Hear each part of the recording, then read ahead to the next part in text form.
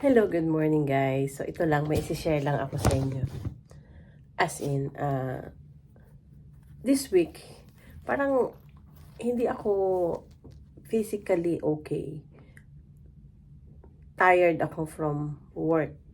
Kasi yung trabaho ko medyo, physically draining. Because syempre, nag-aalaga ka ng mga bata, you're taking care of small children, ganyan. So, by the way, nakatrabaho po ako sa childcare. So, I'm early childhood educator.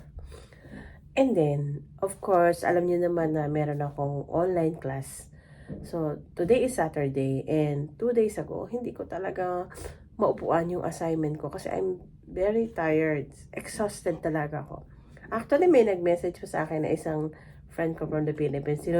Tinatanong niya ako kumusta ako. And may nagtatanong, parang, okay, hindi ko na lang siya sinabi kung ano talaga. Kasi pag sinabi ko, lalo akong parang ina-attract ko na maging low yung energy ko. So anyway, ang ginawa ko na lang, nagpahinga ako.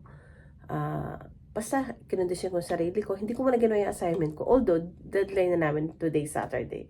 So I have Thursday and Friday net only to do that. Hindi ko siya nagawa. Sabi ko sa husband ko, paano magagawa yung assignment ko? Parang siya, documentary siya. Marami siyang research na gagawin, etc. etc. So, ang ginawa ko is, sabi ko, hindi ko muna gagawin ng Thursday night. Bukas na lang Friday night. But, pag uwi ko kahapon, ganun na naman ako. Parang, yung feeling ko lalagtatin ako, pero hindi. Pero, buti na lang, hindi. So, nagpahinga ako. Pagdating ko galing work, nag-ayos muna ako ng sarili, tapos nagpahinga ako sa sofa. And then, after that, nag-order na lang kami ng food online para hindi na ako magluto. And then, after that, nag-dinner. And then, after a rest again. And then, after that, nag-shower ako. After natuyo yung buhok ko, natulog na ako. Sabi ko, para gigising ako ng maaga. Yun ang plan ko, gumising ako ng 5 a.m. para magawa ko yung assignment. But, yung klase ko, 9:30 ang simula.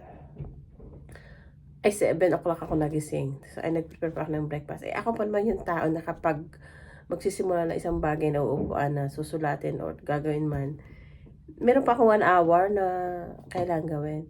So, sabi ko, Lord, I just pray, Lord, bigyan mo naman ako ng wisdom, ng strength na magawa ko itong assignment ko. Talagang, walang pumasok sa aking brain. Talagang brainless ako today.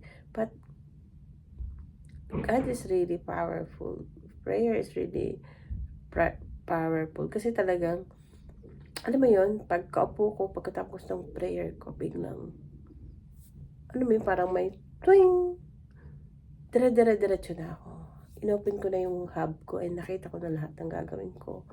And then, ito, 10 pages ang nagawa ko. And I already submitted it.